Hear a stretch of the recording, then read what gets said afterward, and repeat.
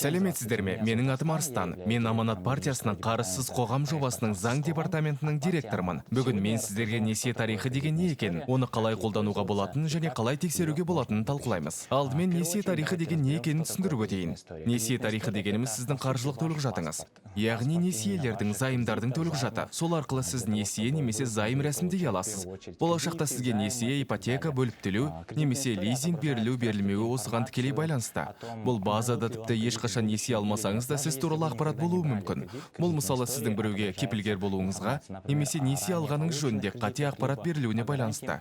Белгілі бір кезеңдегі ақпараттың бәрі толық көрсетіледі. Несие тарихы негізгі әр 5 жыл сайын жаңартылып тұрады. Біріншіден, бүгін мен сіздерге оны қалай өз бетіңізше әрі тегін тексеруге болатынын көрсетемін. Несие тарихы дегеніміз не және оны не үшін тексеруіміз керек? Бұл сіздің барлық несиелеріңіздің жалпы төлемдеріңіз бен кешіктірілген төлемдеріңіз туралы деректер жиынтығы. Қазақстанда бұл ақпарат екі сайтта сақталады. Олар мемлекеттік кредиттік бюро және бірінші кредиттік бюрода сақталады.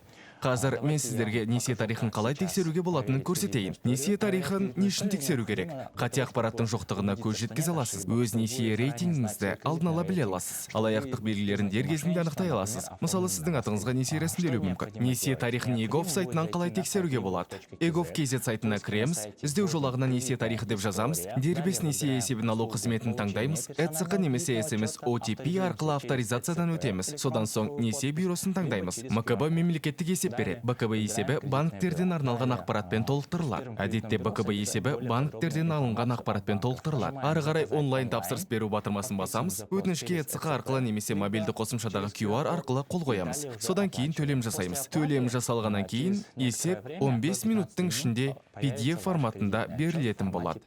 Файлды ашып, аты жөніңіз, ЖСН нөміріңіздің дұрыс толтырылуын, барлық несиелер мен олардың берілген күндері сіздікімен сәйкестігін, өзге кредиттердің жоқтығын тексеретін боламыз. Маңызды жайт. Бірінші кредиттік бюро бұл ақпаратты жылына бір-ақ рет тегін береді. Қалған жағдайда 400 теңге төлеуіңізге тура келеді. Есептен қателік тапсаңыз немесе сізге өзге біреудің несиесі жазылған болса, не істеуге болады? Егер қате тапсаңыз, қате ақпарат берген банкке жазбаша өтініш жазасыз. Егер өзге біреудің несиесін тапсаңыз, дереу полицияға және банкке алаяқтық жөнінде арыз жазасыз. Барлық скриншоттар мен есептерді сақтап қойыңыз. Несие тарихын тексеру тек несие алу үшін керек емес. Бұл ең алдымен сіздің қауіпсіздігіңіз. Оны жылына бір рет тексеріп, есепті жеке құжаттарыңыздың арасына сақтап қоюға кеңес беремін. Несие тарихын тексеру тек несие алу үшін керек емес. Бұл ең алдымен сіздің қауіпсіздігіңіз. Оны жылына бір рет тексеріп, есепті жеке құжаттарыңыздың арасына сақтап қоюға кеңес беремін.